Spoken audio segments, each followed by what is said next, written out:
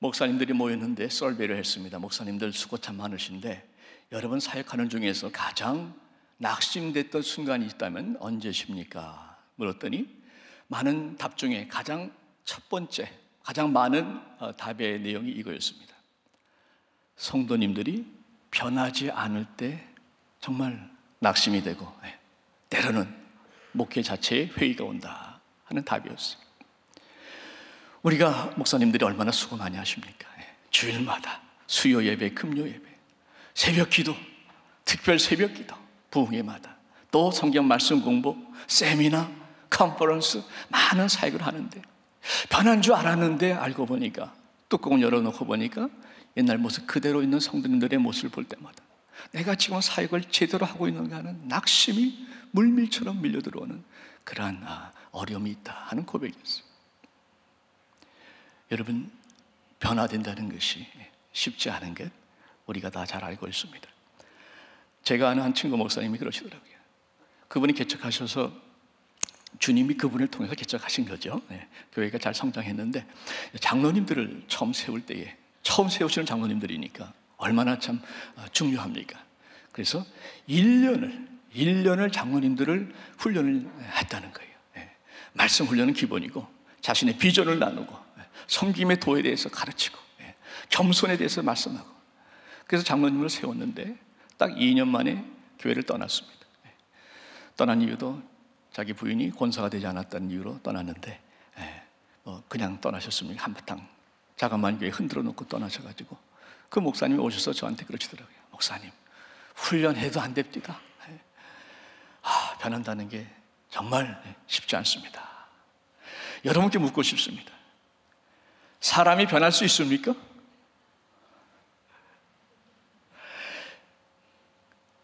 달리 묻겠습니다. 변하고 싶으십니까? 대답을 해 주셔야 제가 설교가 나갑니다. 변하기 원하시면 아멘으로 응답해 주시기 바랍니다. 오늘 본문에서 우리는 변한 사람을 만납니다. 훈련받아서 변화된 거 아니고요. 무슨 감동을 받고 변화된 것도 아닙니다. 예수 그리스도를 직접 만났습니다. 빛으로 만났습니다. 음성을 들었습니다. 그 사랑을 마음속에 느꼈습니다. 그 순간에 하나님의 교회를 핍박했던 핍박자 사울이 예수를 위해서 목숨을 바치는 순교자 바울로 변하기 시작합니다. 여러분, 잠깐 기울었다가 돌아가는 그러한 물리적인 변화가 아니고 근본적으로 뿌리부터 바뀌는 화학적인 변화다, 이렇게 표현하고 싶어요. 근본이 완전히 바뀌어버린 것입니다. 얼마나 변했는가 하게 되면요, 이 사울이 나중에 주님을 위해서 일평생 살았는데 아그리빠 왕 앞에 끌려갔습니다. 온몸이 묶여서 끌려갔어요.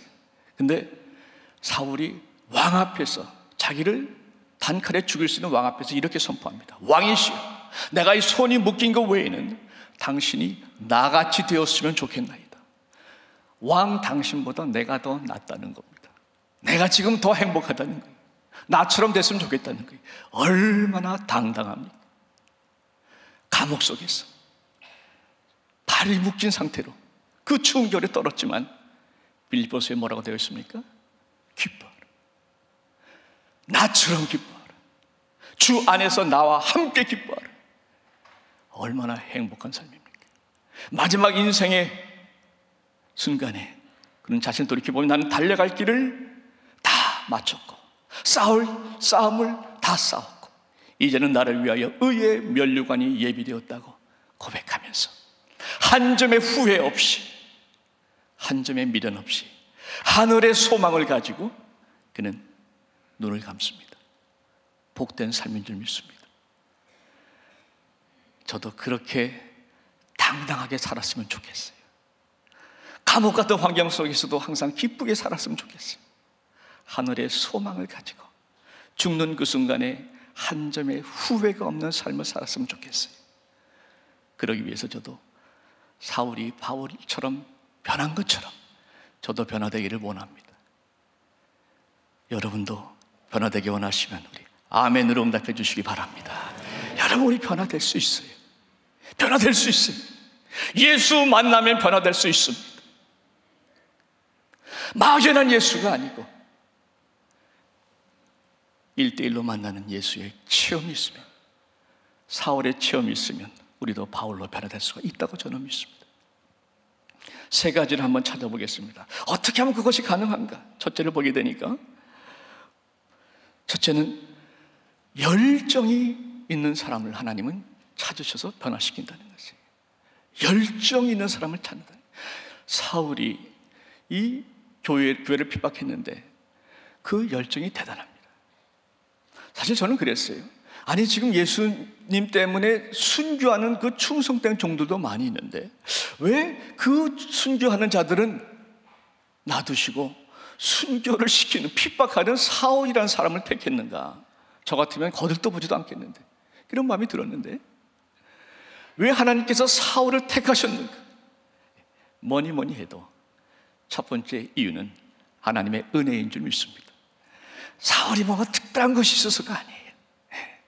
여러분, 저나 여러분이 남보다 무엇이 나아서, 뭔가 가진 것이 더 있고 아는 것이 더 많아서, 조금 더 남보다 조금이라도 착해서 하나님께서 여러분들 이 자리까지 인도하셨습니까?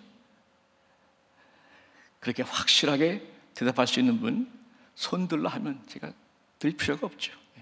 아무도 못 드실 겁니다.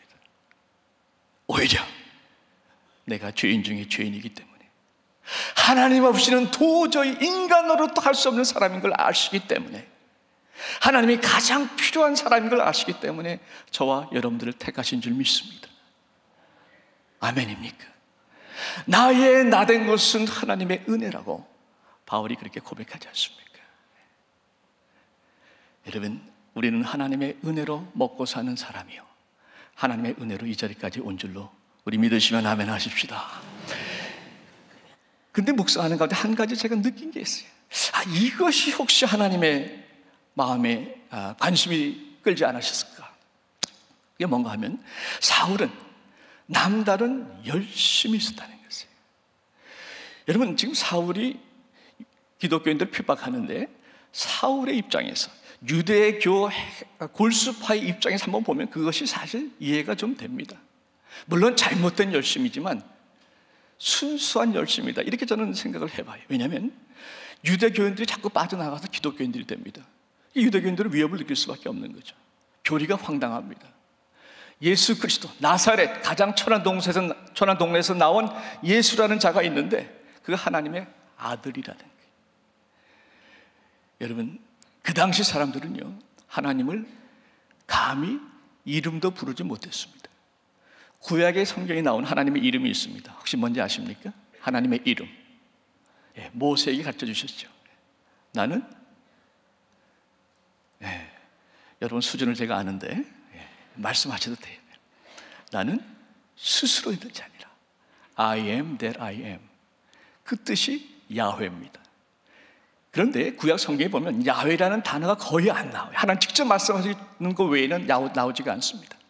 그 이유는 어떻게 감히 거룩하신 하나님의 이름을 내가 함부로 부르겠는가 해서 성경의 저자들이 야훼라는 이름을 안 쓰고 그 대신에 아도나이라는 이름을 대신 씁니다. 아도나이는 보통 명사입니다. 주님이란 뜻이에요.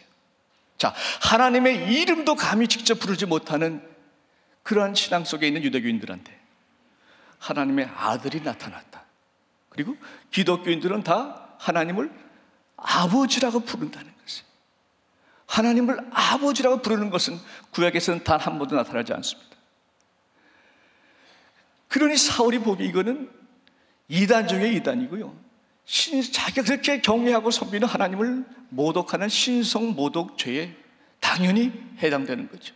거기다 죽은 예수가 살아났다고 생 거짓말을 때리고 말이죠. 그래서 사울이 직접 찾아가서 자기가 자원해서 제사장들의 허락을 받고 교인들을 끌어서 감옥에 집어넣기 시작하는 것입니다.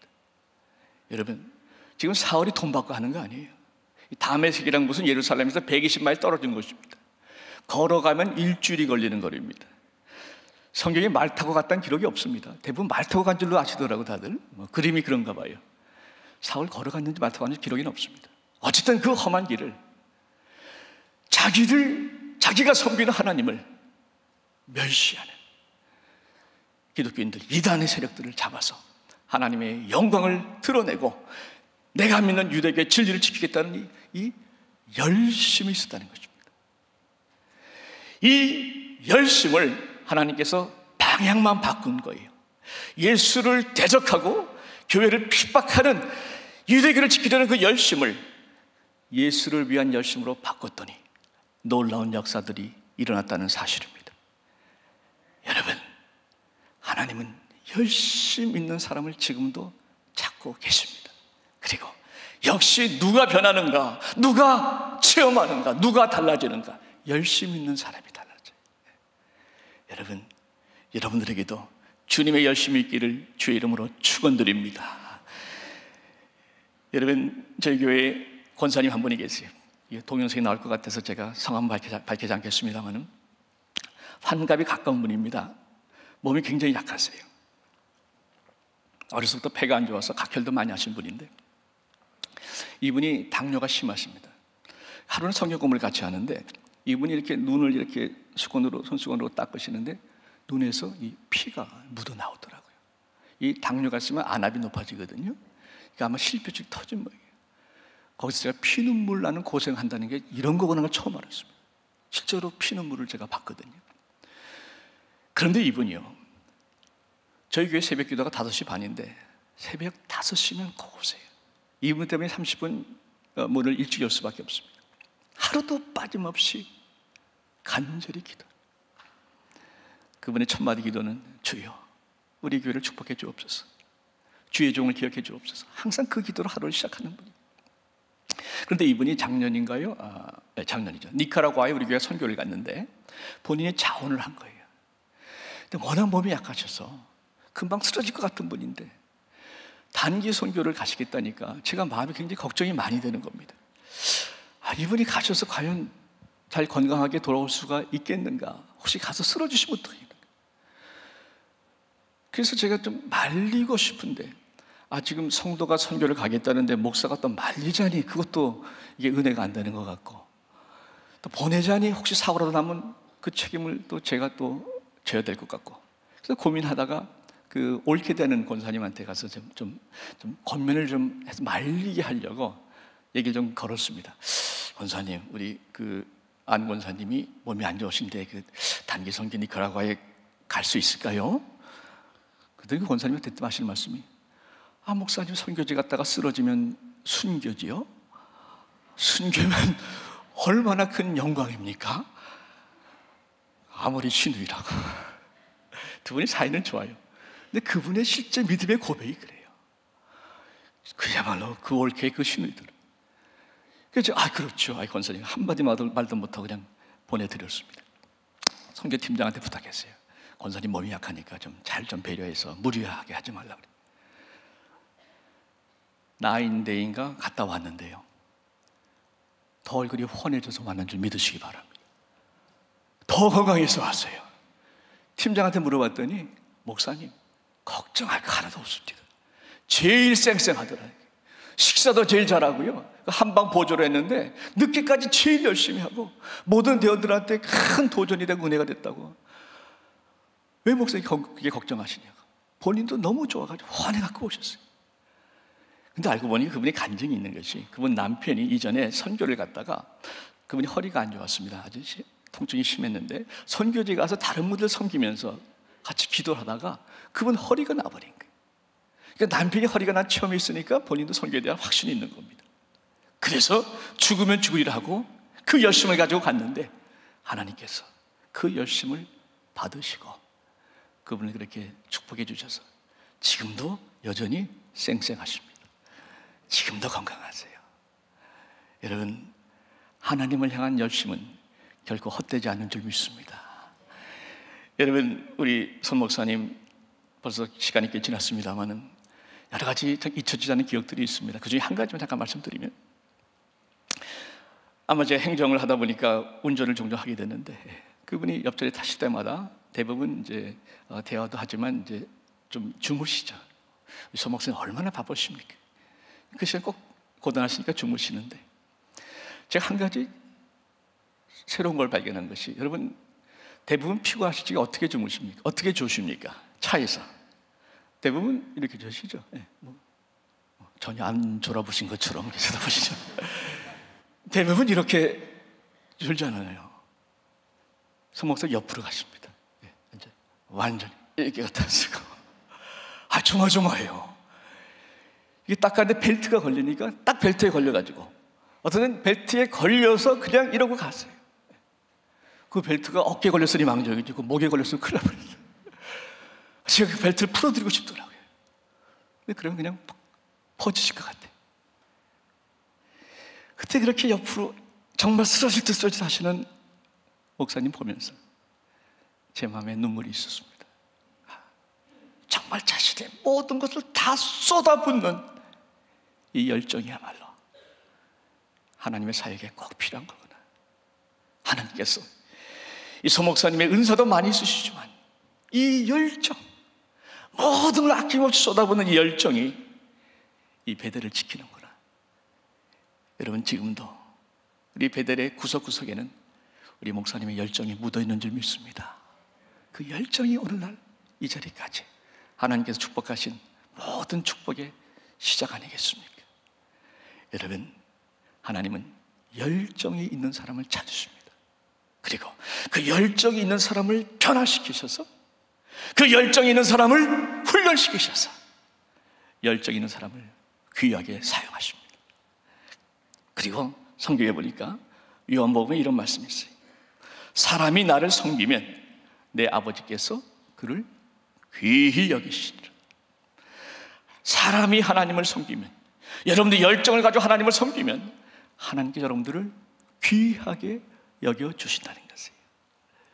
요한계시록에 라오디게아 교회를 향한 말씀 우리 잊지 말아야 됩니다. 나는 너희가 차갑든지 뜨거웠으면 좋겠다. 그런데 너희가 미지근해서 내가 너희를 내 입에서 토해내겠다니, 역겨워서 내가 더 이상 너랑 견딜 수가 없다는 이런 주님의 안타까운 고백이요, 경고의 말씀을 우리 잊지 마시길 바랍니다. 하나님은 열심히 있는 사람을 찾고 계십니다. 그 열정을 통해서 변화시키시고 하나님의 사역을 이루어 나가신다는 것입니다. 두 번째 보게 되면 예수님을 만난 자, 특별히 예수의 빛을 받은 자는 변합니다. 예수의 빛을 경험한 사람은 변할 수밖에 없는 것이에요. 본문의 6절에 보시면, 3절에 보시면 호련히 하늘로서 빛이 저를 둘러 비추는지라 했어요. 근데 이 빛이 언제 비췄는가 하면 사도행전 22장에 보면요, 오정쯤 되었을 때에 빛이 비쳤다 이렇게 됐습니다. 오정은 정오죠. 또 26장에 보면은 때가 정오나 되어 길에서 보니 하늘로서 해보다 더 밝은 빛이 나왔다 이렇게 됐습니다. 자, 하늘에서 빛이 임했는데, 다메섹이라는 곳은 여러분 저도 가봤습니다만 광야 시골길입니다. 다메섹은 도시로 가는 길은 시골길이거든요. 사막 같은 광야입니다. 거기에 정오의 태양의 빛이 얼마나 뜨겁고 밝습니까? 그런데 정오의 사막의 태양빛보다 더 밝은 하늘의 빛이 그에게 임했다 하는 것이에요. 여러분, 이 빛은 무엇을 말합니까? 어떤 상징적인 어떤 현상입니까? 착시 현상입니까? 아닙니다. 거기에 있는 모든 사람들이 다 그 빛을 보았다고 그랬어요. 사울이 아예 눈이 멀었다고 그랬어요. 이 빛은 실제로 그 자리에 임했던 하나님의 영광인 줄 믿습니다. 여러분, 사도 요한이 요한계시록에서 처음 주님을 만난 장면이 나옵니다. 주님의 모습을 묘사할 때에 주님의 얼굴을 이렇게 묘사합니다. 그 얼굴은, 주님의 얼굴은 해가 힘있게 비치는 것 같더라. 환한 해가 비치는 것 같은 영광이 그분의 얼굴로부터 나왔다 하는 것이에요. His face was like the sun shining in all its brilliance. 가득한 하나님의 빛이 환하게 비쳤다. 여러분, 천국에 가면 모든 게 다 있지만 몇 가지 없는 게 있죠. 눈물이 없습니다. 고통이 없습니다. 슬픔이 없습니다. 해와 달도 쓸모가 없다고 말씀합니다. 왜 그렇습니까? 하나님 보호자에서부터 나오는 하나님의 영광의 빛이 그 어린 양의 등불이 천국의 구석구석을 다 비추고 있기 때문에 밤도 없다고 말씀합니다. 여러분, 이렇게 밝은 것이 하나님의 영광의 빛이에요. 천국 가서 그 영광의 빛을 다 누리시기를 축원드립니다. 여러분, 그런데 한 가지 더 좋은 소식이 있어요. 천국까지 가시지 않으셔도 여러분, 지금 이 자리에서 그 주님의 빛을 우리도 누릴 수가 있다는 사실입니다. 주님께서 그분의 빛을 지금도 각 사람에게 비춰주고 계시다고 말씀은 증거하고 있습니다. 말씀이 증거한다면 말씀은 진리인 줄로 믿으시기 바랍니다. 말씀대로 이루어질 것을 믿으시기 바랍니다. 요한복음 1장 9절에 보니까 참 빛 곧 세상에 와서 각 사람에게 비추는 빛이 있었으니, 참 빛 예수 그리스도가 각 사람에게 일일이 한 사람마다 다 비췄다는 것이에요. 그런데 세상은 그 빛을 거부해서 그 빛을 알지 못했다 말씀합니다. 빛을 알지 못하니까 지금도 세상은 점점 더 어두워져만 가는 것을 우리는 안타깝게 보고 있는 것입니다. 그러나 우리는 그 빛을 안다는 것이에요. 우리는 그 빛을 받을 수가 있다는 것이에요. 여러분, 말씀을 조금 더 들어가 봅시다. 성경 말씀에 요한복음 8장 12절에 보면 나는 세상의 빛이니, 나는 세상의 빛이니 나를 따르는 자는 어둠에 다니지 아니하고 생명의 빛을 뭡니까? 생명의 빛을 뭐라고 되어 있어요? 네, 얻으리라. 얻으리라. 빛을 얻을 것이다. 누가? 예수를 따르는 자가. 예수를 따르는 자만 아멘 해주시기 바랍니다. 여러분은 빛을 얻었다는 것이에요. 예수의 빛을. 세상의 빛이신 주님께서 지금 어디에 계십니까? 저희 교회에서는 이게 잘 되는데, 세상의 빛이신 주님께서 지금 어디 계세요? 예, 여러분 안에 계시죠? 예, 할렐루야. 그 자리에 딱 앉아 계십시오. 우리 안에 계시는 분이 주님인 줄 믿습니다. 내 안에 사는 것이 예수 그리스도 아닙니까? 볼자들의 문 밖에 서서 두드리니 누구든 내 음성을 듣고 문을 열면 내가 그에게로 들어가 그랬잖아요. 내가 그에게로 들어가. 예수께서 들어오신다는 것이에요. 예수께서 여러분 안에 계시면 예수의 빛도 이 시간 여러분 안에서 비추고 계시는 줄 믿으시기 바랍니다. 요한 1서 1장 5절에 하나님은 빛이시라 말씀하셨어요. 하나님은 빛이시라. 그에게는 어둠이 조금도 없으시니라. 이어서 요한 1서 4장 15절에 누구든지 예수를 하나님의 아들이라 시인하면 하나님이 그의 안에 거하시고, 예수를 하나님의 아들로 시인하는 자에게는 하나님께서 그의 안에 거하신다고 말씀하셨는데, 그 하나님은 어둠이 조금도 없으신 빛이라는 것이에요. 여러분 안에 지금 하나님의 빛이 거하고 계십니다. 한번 옆에 얼굴 옆 사람 한번 쳐다보세요. 훤한지 아니면 어둠침침한지 한번 좀 쳐다보십시오. 네. 여러분, 거무스레한 건 이게 타서 그런 거니까 그거는 괜찮습니다. 근데 어둠침침한 건 이건 좀 문제가 있는 거예요. 어떻게 하나님의 빛이 있는 거하시는데, 여러분, 빛이 임하면 어두움은 사라질 줄 믿습니다. 아무리 칠흑 같은 어둠 속에 있어도 여러분 스위치하나만 딱 올려보세요. 전구 몇 개만 켜보세요. 모든 어둠들은 순식간에 도망갈 수밖에 없는 것이에요. 하물며 사막의 정오의 태양빛보다 더 밝은 하나님의 빛, 온 천국의 구석구석을 비추는 어린 양의 그 빛이 여러분 안에서 비추고 있다면 여러분 안에 있는 어둠이 어찌 여러분들을 감당할 수가 있겠냐 말이죠.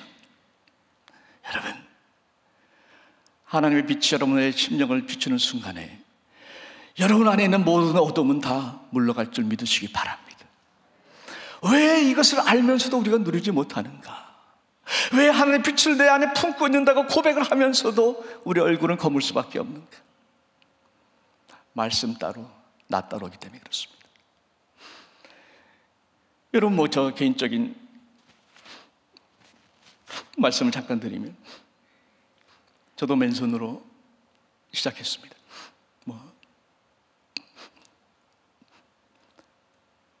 개척교회가 쉬웠다면 거짓말이겠죠. 많은 고비가 있었고 많은 어둠의 순간이 있었는데, 참 낙심돼서 온몸에 힘이 다 빠졌을 때 제가 붙잡았던 말씀 중에 하나가 바로 이 말씀이었습니다. 낙심의 어둠이 밀려오고 절망의 어둠이 밀려오고 두려움의 어둠이 밀려올 때에 전 이 말씀 고백했습니다. 하나님은 빛이시라. 그에게는 어둠이 조금도 없으시니라. 내 안에 있는 어둠은 다 물러갈지어다. 저 그렇게 고백했어요. 마음속에 어두운 생각이 드는 그 순간에 하나님은 빛이시라. 그에게는 어둠이 조금도 없으시니라. 처음에 그렇게 고백하다가 나중에 조금 바꿨습니다. 제 버전으로. 하나님은 빛이시니 나에게도 어둠이 조금도 없느니라. 왜? 그 하나님이 내 안에 계십니까? 그래서 계속 고백하면서 명령한 겁니다. 어두운 생각이 들어오는 그 순간에 바로 고백하고 명령했습니다. 하나님은 빛이시니 나에게는 어둠이 조금도 없느니라. 어둠의 권세들은 물러갈지어다. 할렐루야. 하나님은 빛이시니, 여러분 한번 따라해 주시기 바랍니다. 하나님은 빛이시니 나에게는 어둠이 조금도 없느니라. 어둠의 권세는 물러갈지어다. 어둠의 생각들은 물러갈지어다. 어둠의 영들은 물러갈지어다. 확신을 가지고 고백하시면 영적으로 역사들이 일어나면서 어둠의 권세들이 나를 풀어주는 것을 많이 느꼈습니다. 여러분, 그런가 보다 하고 쳐다보지 마시고 한번 해보십시오. 어려운 거 없잖아요. 믿음으로 말씀을 선포하세요. 하나님은 빛이신데 그 하나님이 내 안에 거하시니까 내 안에는 어둠이 조금도 없다. 나에게 어둠을 가져두는 어둠의 권세들은 빛의 권세로 명하나니 물러갈지어다. 여러분, 빛과 어둠이 싸우면 누가 이깁니까? 여러분 안에 날마다 예수의 빛으로 충만하시기를 주의 이름으로 축원드립니다. 그 빛에 충만하기만 하면 여러분 속에 있는 모든 어둠은 여러분 대적할 수 있습니다. 충분히 이길 수 있습니다. 얼마든지 하나님의 영광으로 승리할 수가 있는 것이에요. 여러분, 세 번째로 보게 되면 예수님의 사랑을 체험하는 사람은 변합니다. 예수님의 사랑을 체험하는 사람은 변해요. 사울아 사울아 내가 어찌하여 나를 핍박하느냐, 예수님이 묻습니다. 사울이 얼마나 놀랐겠어요. 주여 네 시오니. 그 사울의 충격은 말로 표현할 수가 없을 것입니다. 첫째로, 사울은 이제까지 기독교인들을 핍박했습니다. 왜? 사기꾼이니까. 죽은 예수가 살았다고 거짓말하고 다니니까 이 거짓말쟁이들 다 죽여야 된다고 핍박한 거예요.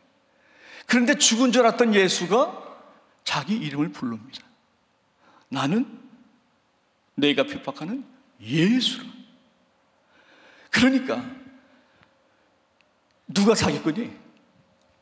죽은 예수가 살아난 것을 그 순간 본인은 깨달으면서 내가 잘못됐구나 하는 것을 깨달은 것입니다. 여러분, 죽은 예수를, 죄송합니다, 산 예수를 죽은 예수처럼 믿지 마시기를 부탁드립니다. 교만의 말씀으로 받지 마시고 진지하게 생각해 보세요. 우리 예수님 진심으로, 진정으로 여러분 가운데 살아 계십니까? 이 가운데 계십니까? 우리 예배를 받고 계십니까? 지금 여러분들 심령 속에 예수님의 영으로 말씀하고 계십니까? 여러분들의 기도에 귀를 기울이고 계십니까? 우리 예수님은 지금도 살아 역사하시는 하나님이신 줄 믿습니다. 사울이 이걸 깨달은 순간에 충격에 빠진 거예요. 근데 더 충격에 빠진 게 한 가지 있습니다. 그것은 예수님께서 내가 왜 나의 교회를 핍박하느냐 하지 않으셨어요. 내가 왜 누구를? 나를 핍박하느냐 했어요. 사울은 예수님을 본 적도 없습니다. 이 시간이 안 맞아요. 들었겠죠. 예수님 보지도 못했는데 어떻게 예수님을 핍박합니까? 그런데 예수님은 예수님의 교회를 핍박한 사울을 향해서 내가 왜 나를 핍박하느냐 하고 꾸짖고 계시다는 것이에요. 그 음성의 톤은 저도 알지 못합니다. 꾸짖으셨는지 아니면 안타까워서 참 말씀하셨는지 잘 모르겠어요. 중요한 것은 주님의 교회가 핍박을 받았을 때 예수님은 그것을 자기 자신이 받는 핍박으로 그대로 받아들이셨다는 것이에요. 주님의 교회가 아팠을 때 주님도 함께 아프셨다는 것입니다. 여러분, 주님의 교회를 아프게 하는 것은 우리 예수님을 아프게 하는 것입니다. 주님의 교회를 함부로 대하는 것은 우리 주님을 함부로 대하는 것과 동일합니다. 지극히 작은 자에게 한 것이 나에게 한 것이라고 주님께서 말씀하셨잖아요. 자, 그런데 이것을 뒤집어서 보면 교회를 아프게 한 것이 주님을 아프게 하는 것이라면 교회를 기쁘게 하는 것이 주님을 기쁘게 하는 것인 줄 믿으시기 바랍니다. 교회를 섬기는 것이 예수님을 섬기는 것이고 교회를 사랑하는 것이 예수님을 사랑하는 것이에요. 예수님과 교회는 머리와 몸입니다. 머리와 몸은 하나입니다. 머리 따로 목 따로 있는 것은 시체지 사람이 아닙니다. 여러분, 예수님의 교회, 예수님의 몸, 예수님의 신부, 여러분, 성경은 주님의 교회를 업신여기지 말라고 경고하고 있습니다.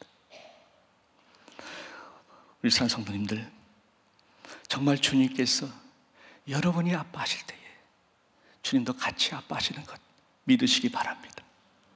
여러분이 힘들어하실 때에 주님도 같이 힘들어하시면서 옆에서 힘을 주시려고 나에게 오라고 Come to me 주님께서 여러분들을 부르시는 것이에요. 동시에 여러분들이 주님의 교회를 사랑하고 섬길 때에 주님은 그것을 자신을 섬기는 것으로 기쁘게 받으신다 하는 것입니다. 주님의 교회는 주님의 신부입니다. 주님의 교회는 주님께서 자신의 피값을 주고 사신 자신의 보혈과 맞바꾼 가장 소중한 존재입니다. 여러분, 이 세상의 유일한 소망은 주님의 교회입니다. 이 세상에서 날로 어두워져가는 이 암흑 속에서 점점 죄의 비가 쏟아 부어져서 정말 웬만한 우산 받치지 않고는 다 가랑배졌던 죄 속에 젖을 수밖에 없는 어두운 현실 속에서 이 모든 죄를 다 씻어낼 수 있는 것은 예수님의 보혈의 능력밖에 없는 줄 믿으시기 바랍니다. 이 혼란 속에서 얻은 것이 진리고 얻는 것이 거짓이고 완전히 혼란 속에 빠져있는 모든 사람들 가운데 이것이야말로 진정한 진리라고 선포할 수 있는 것은 예수님의 복음밖에 없는 줄 믿으시기 바랍니다. 여러분, 그렇기 때문에 이 세상의 유일한 소망은 교회인데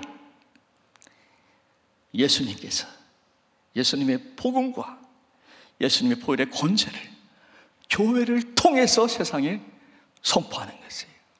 교회를 통해서 역사하시는 것입니다. 예수님은 교회를 택하셨습니다. 교회를 쓰시기를 원하십니다. 교회와 함께 거하고 계십니다. 예수님이 교회입니다. 예수님의 몸이 교회입니다. 교회의 머리가 예수님입니다. 몸과 머리는 하나입니다. 사랑하는 성도님들, 그래서 오늘 예수 사랑, 교회 사랑인데 교회가 저나 여러분의 베델교회잖아요. 그래서 제가 말씀을 조금 바꿔서 예수 사랑, 베델 사랑 무슨 뜻입니까? 예수님 사랑하는 것이 베델교회 사랑하는 것이고 베델교회 사랑하는 것이 예수님을 사랑하는 것이다. 우리 믿으시면 아멘 하십시다. 말씀을 맺겠습니다. 하나님께서는요, 교회를 사랑하는 자에게 주신 약속이 여러 가지 있는데 한 가지만 말씀드리겠습니다. 시편 122편 6절에 보면 이렇게 말씀하세요. 예루살렘을 위하여 평안을 구하라. 예루살렘을 사랑하는 자는 형통하리로다. 이 시편은 다윗이 예루살렘 성전에 올라가면서 부른 노래입니다. 그런데 성전을 향해서 부르면서 예루살렘을 사랑하는 자는 불렀어요. 그것은 예루살렘에 있는 성전을 말합니다. 그런데 구약의 성전은 신약에서는 영적으로 교회입니다. 곧 신학적으로 볼 때에 구약의 예루살렘의 성전을 사랑하는 자나 신약의 교회를 사랑하는 자나 같은 하나님의 임재를 상징하기 때문에 같은 맥락을 볼 수가 있는데, 그 교회를 사랑하는 자는 뭐라고 되어 있습니까? 형통하리로다. 형통하리로다. 형통하시기를 축원드립니다. 주님의 교회를 주님 사랑하듯 사랑하신 여러분들, 하나님께서 여러분들의 열정을 보시고 하나님의 빛으로 충만히 비춰주심으로 인해서 주님의 사랑이 느껴지게 하심으로 말미암아 주님의 교회를 더욱 사랑하도록 인도하시고, 그 교회를 사랑해서 섬기고 충성하고 헌신하고 봉사하고 모든 것을 아낌없이 쏟아붓는 여러분들에게 하늘과 이 땅에 형통의 축복을 주실 줄로 믿으면서 그렇게 나머지 여생 주님 위해서, 교회 위해서 사시기를 교회의 머리 되시는 우리 주님의 이름으로 축원드립니다. 기도하겠습니다. 하나님, 주님의 교회, 주님의 신부, 예수의 보혈과 맞바꾸신 가장 소중한 교회, 이 교회를 주님 사랑하듯 사랑하게 하여 주시옵소서. 주님의 열정을 주시고 주님의 빛으로 날마다 충만케 하시며 우리를 향한 주님의 사랑을 깊이 느낌으로 말미암아 어제보다는 오늘, 오늘보다는 내일 더욱더 주님을 깊이 사랑하며 섬기는 우리 베델 성도들, 그렇게 나머지 여생 살아갈 수 있도록 하나님 인도하여 주시옵기를 예수 그리스도의 이름으로 간절히 축원하옵나이다.